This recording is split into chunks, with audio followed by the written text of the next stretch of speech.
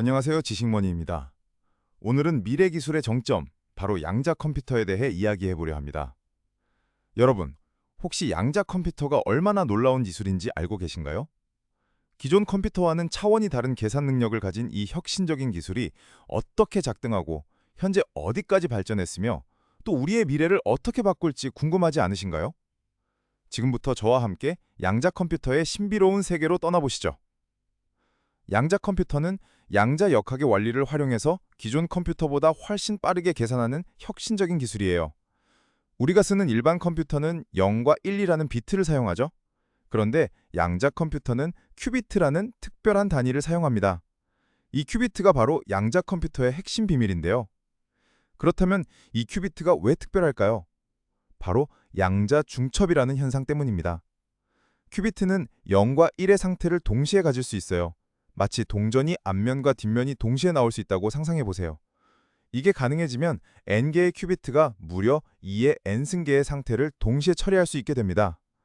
예를 들어 50개의 큐비트만 있어도 2의 50승이라는 어마어마한 양의 정도를 동시에 처리할 수 있다는 거죠.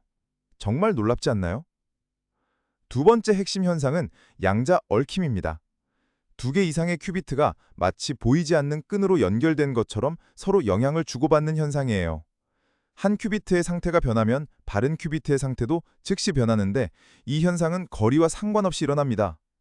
이 양자 얽힘 덕분에 양자 컴퓨터는 복잡한 문제를 훨씬 빠르게 풀 수 있게 됩니다. 혹시 영화에서 순간이동 같은 거 보신 적 있으세요? 양자 얽힘을 보면 그런 상상이 떠오르기도 합니다. 하지만 양자 컴퓨터를 만드는 데는 큰 어려움도 있습니다. 바로 양자 결일름 현상 때문인데요. 외부 환경의 아주 작은 영향에도 큐비트의 양자 상태가 깨져버리는 현상입니다. 큐비트가 불안정하다는 뜻이죠.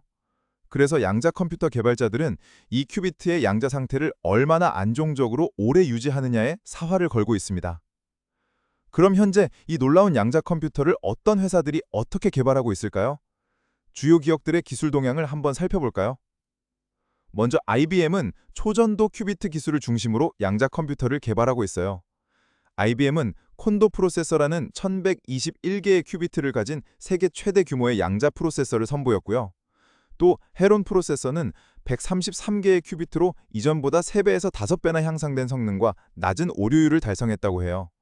심지어 모듈형으로 확장 가능한 IBM 퀀텀 시스템 2까지 만들었으니 정말 대단하죠.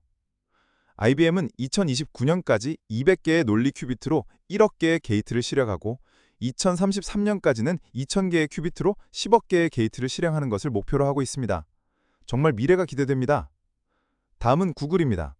구글은 윌로우 칩을 통해 양자 오류 수정 분야에서 획기적인 성과를 보여줬어요.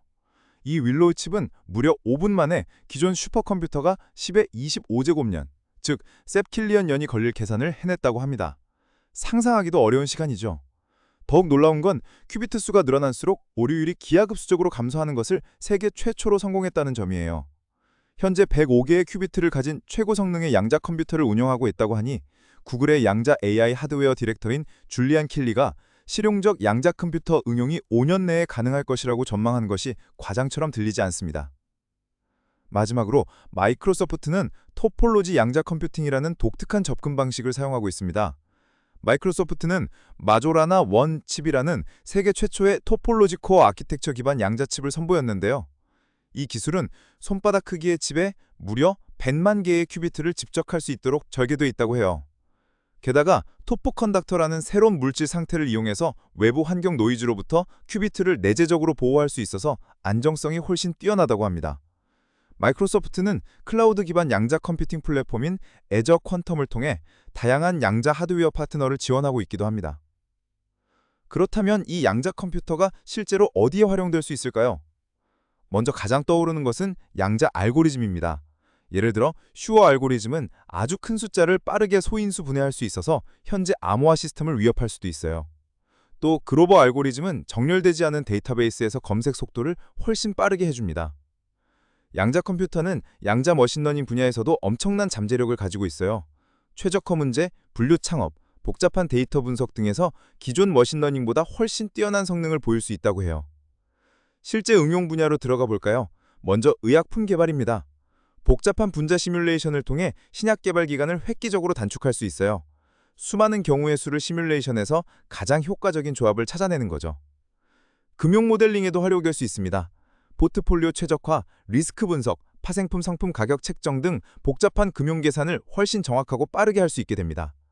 여러분, 혹시 복잡한 몰류 문제가 양자 컴퓨터가 해결해 준다면 우리 생활이 얼마나 편리해질지 상상해 보셨나요? 이러한 놀라운 잠재력 덕분에 양자 컴퓨팅 시장은 정말 빠르게 성장하고 있습니다. 2024년에 13억 달러였던 시장이 2029년에는 무려 13억 달러까지 성장할 것으로 예상되고 2035년에는 최대 970억 달러의 수익을 창출할 수 있는 가능성이 있다고 해요. 정말 거대한 시장이 열리고 있는 거죠. 하지만 아직 양자 컴퓨터는 넘어야 할 산이 많습니다. 가장 큰 도전 과제는 바로 양자 오류 수정입니다.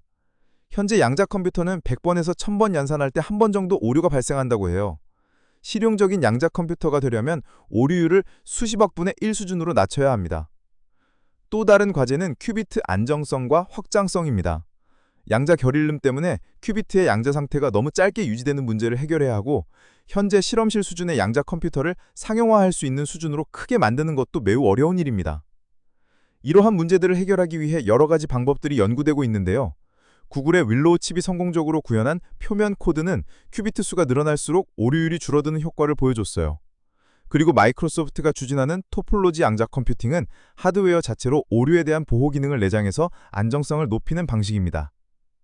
그렇다면 양자 컴퓨터의 미래는 어떻게 될까요?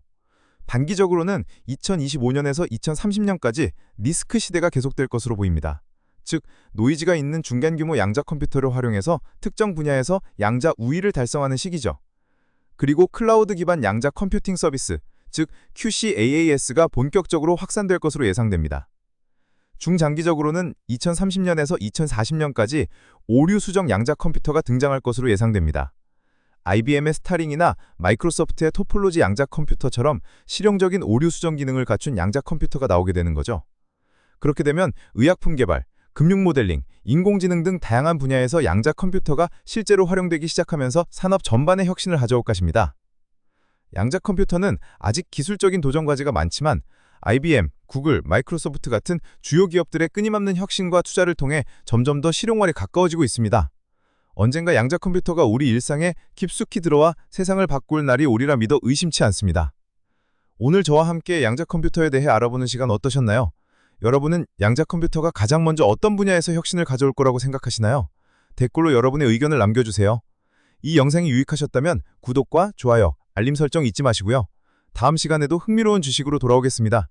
지금까지 지식몬이었습니다. 감사합니다.